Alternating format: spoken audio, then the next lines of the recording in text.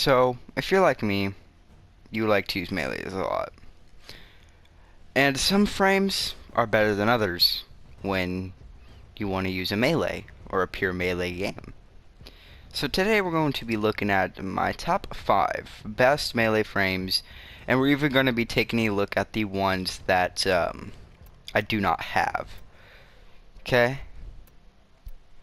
Let's get right into it. So let's start off with some of the honorable mentions. Chroma. Since all the honorable mentions are mainly people I do not have. But Chroma, since you can make him extremely tanky, and since you're basically I believe there's an ability where if you lose health, your melee damage increases, which is why this guy is an honorable mention. But if I did have him, he'd probably be at number 3 or number 4. Another honorable mention would be Ivera. The reason why I picked her is because she can go stealth, and she can stay in stealth for the longest time, and she can stay with her melee. But at the same time, you have the Artemis bow. Even if I did have her, she still wouldn't be in my top 5 just because you have that Artemis bow to back her up.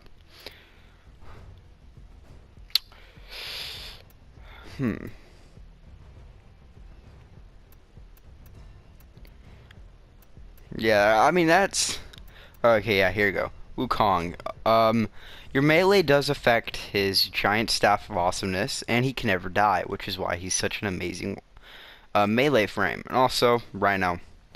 The reason I didn't pick Rhino, and the reason I do not have Rhino, is because I deleted him because he is not... I do not like the way he plays, but I do know that he is very, very tanky. And that's what makes him really good at a melee frame, because if you want to be a melee frame, you have to be rather super fast or super tanky. Now let's get into our actual top 5. And we at number 5, we have Volt, aka, or Volt Prime. The whole point of Volt Prime is your speed ability, which will give you a 1.5 times speed multiplier, which that goes for your melee too, and you can go for power duration. Mine's around 25 seconds. Now, today we're going to be using the dual I-Core. What about the Cronin? I gotta look at the Cronin real quick. Let's see the crit chance. Oh, it's only 5%, can we? But the dual I-Core is some of the best crit weapons in the game for DPS.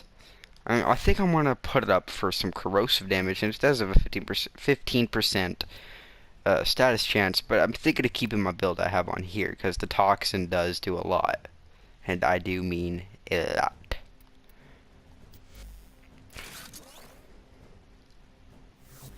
So, another good example would be Naramon.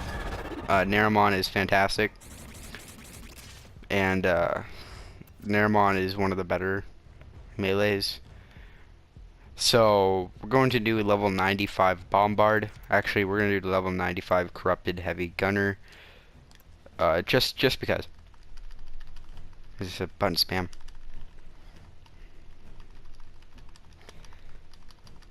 Your fucking PS4. Anyways, so yeah. These Warframes are purely my opinion. If you want to hate, it's going to be sad to see the hate, but I think I do have a pretty strong standpoint here.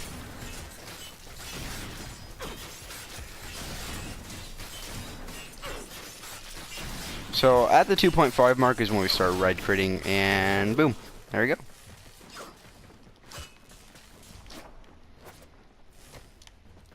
So yeah, that's Volt Prime for you. We'll also use the Galatine Prime. We're going to use the dual Ichors and the Galatine Prime as a small weapon with very fast strikes that does a lot of damage, and a heavy blade that does a lot of damage.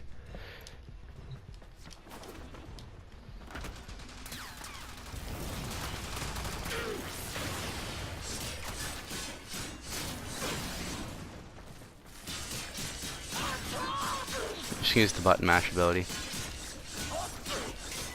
Now we're gonna use the spammable ability. But yeah, as you see, Volt is a very strong frame for meleeing.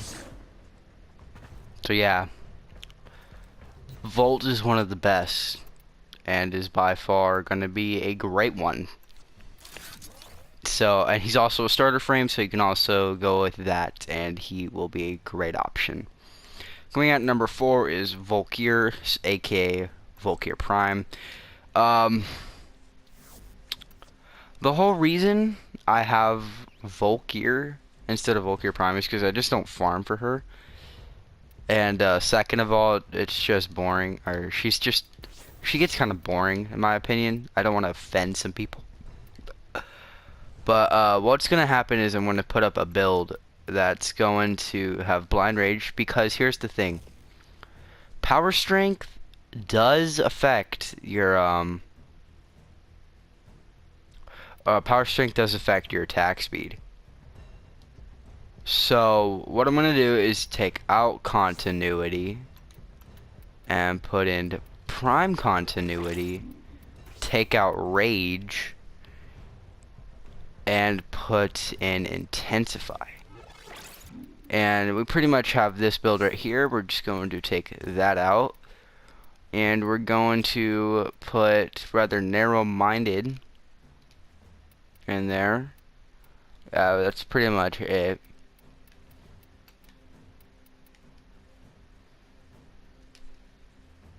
If you're good at timing your melees, you should not be able to need a power duration build. But right here, so we have negative range and efficiency, but with that Eternal War mod, you'll be able to do a lot of good stuff with it. So as you see, the speed increase is 101%. Fantastic, right?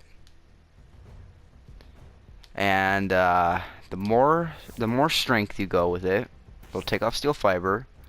We'll put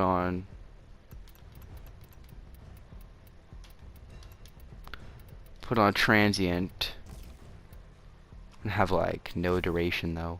We're going to have a 121% speed increase. So the more power, so this is way more than volts, because his only goes up by, I believe, 15%. Which actually is a lot, to be honest, but hers goes up by 121%. Now that's my opinion. If I am wrong, please correct me.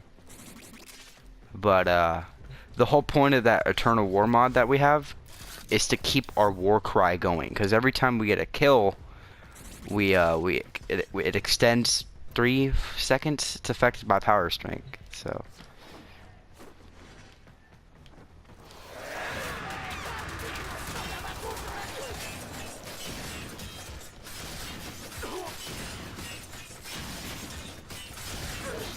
we'll start red critting now. Haven't red critted yet. Which, there we go, there's the red crits. There we go.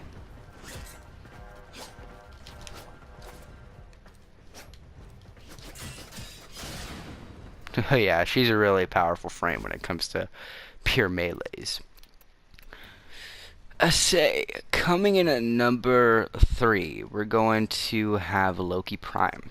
The reason I pick him is because he has invisibility. He is a great option to really go with if you do not have Naramon. The Naramon, which lets you go invisible after a critical hit. Which, you don't have that speed increase, like I said, but you do have the, oh my god, he almost killed me.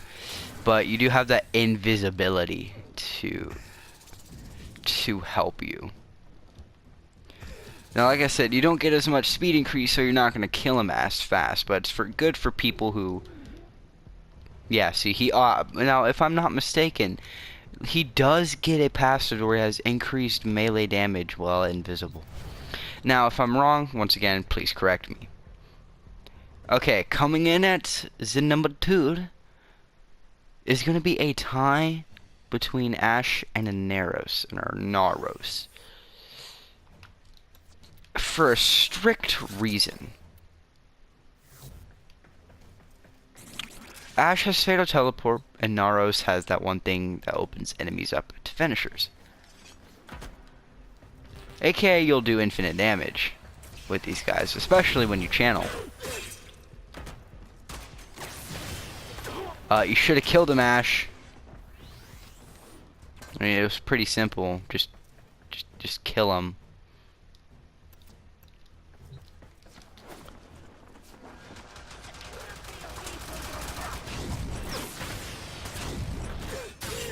There, finally. Jesus. And I hit the critical, so I went invisible. So yeah, pretty simple. We'll do it with the Galatine Prime, because we're gonna do a shit ton of damage with this bad boy.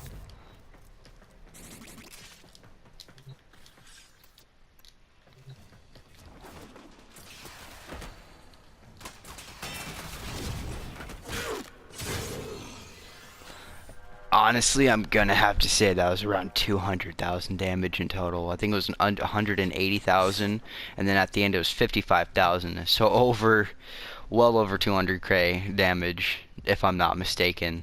Because I know last Fatal Teleport video I did, it was I mistaked the 100ks for the millions, and I sounded stupid. Next is Inaros. Your BB.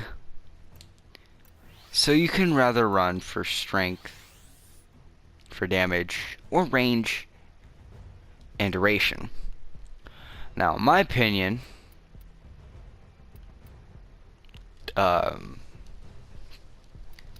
duration and range, but you can't really pair that up well. Now, can you? I don't know why. I haven't played with Inaros in a long time, and I still think I need to form him. But he has plenty of energy as it is. 300 is plenty for him. We'll put on the dual liquors.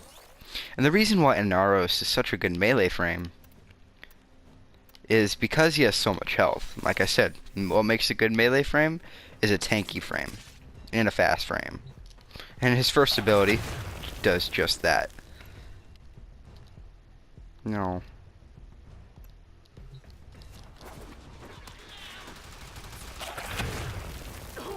Opens him up to a finisher. Didn't kill him at all.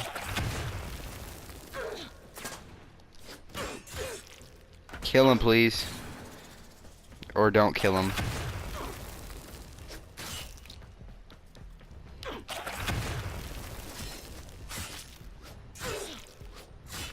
Please kill him. Jeez, you're so bad, Inaros. Anyways, I guess the finisher wasn't the best thing. I'm automatically gonna get dislikes for that. I already know it. But I think the Galatine Prime will actually one-shot. But it's his amount of health and crowd control he can do that allows him to be such a good melee frame. It's not the actual finisher ability itself, but more of the crowd control he can do.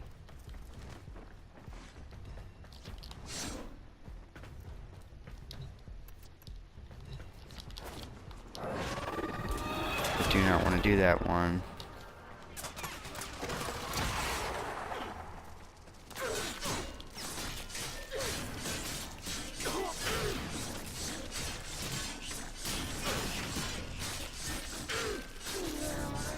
But yeah, very tanky. You do not need Nairman school with this guy, although it does help a lot. But if you are going to run Nairman, I'd suggest running Volt or Valkyr. Volt more suggested.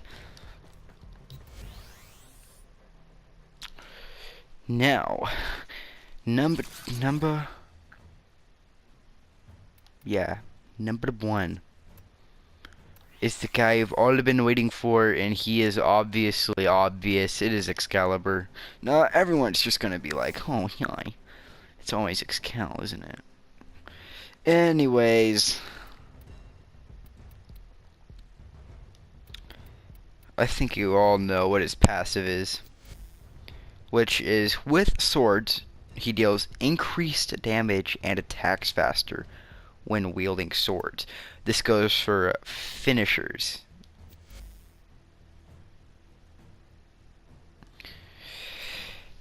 Now, since I would run for more efficiency and range, this is my blinding build. This goes for a bit less strength, but no duration. I believe this should blind people, and if it doesn't, then my bad. He's gonna be a lot better with the Galatine Prime, but that's it. That's what he's supposed to do.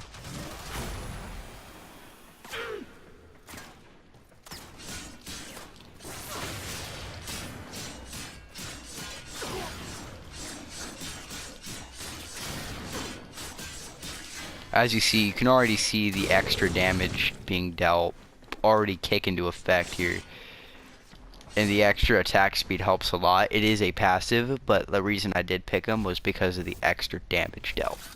So if I were to use a Broken War, he probably would have died just as fast.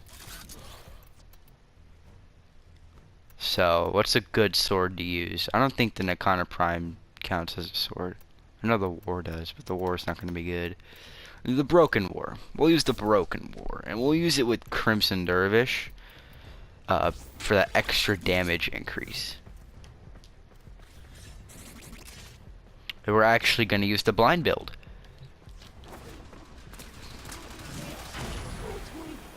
Now this will open him up to a finisher, but as you see, it already chops him out.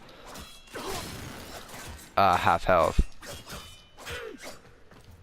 And if you use the blocking combo with Crimson Dervish, it will open him up for a finisher and it will kill him. That the thing about Crimson Dervish is it does triple your damage, but it's so fucking slow. The mod itself is genuinely slow, where it's just so annoying. But the finisher, then yeah. The increased damage, fucking, I love it. And I personally do think that Excalibur is the best melee frame in the game. Especially when you're not running Nariman, because you don't have to run the invisibility, but you will be running that extra speed and damage done. But I always run Nariman, that's just...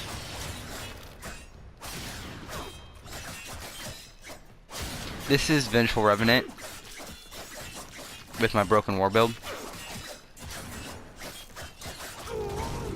It's pretty fast sword. I love Vengeful Revenant. It's one of my favorite stance mods in the game. Such a rare mod. It's a shame that you can't get it as much anymore, but it's such a good mod. Anyways, those are my top 5 melee frames of the game. If you want to readjust them and do whatever you want, this is my pure opinion. And just... You know, you can say whatever you want in the comments. Just don't say any cancerous shit like "go fuck yourself" and "go eat a dick" or something like that. Don't say that, okay? Don't. Just be awesome for me and be cool. Now, before we go, I want to show my corrosive heat build on my Vengeful Revenant. This is a pure crit chance build, and it's gonna go great with Excalibur because I already know it's gonna go good. It's crit, and there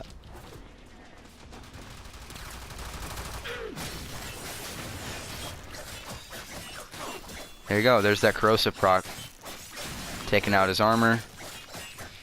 Now, I haven't really tried this build out in late game yet, but it seems like it's doing fairly good.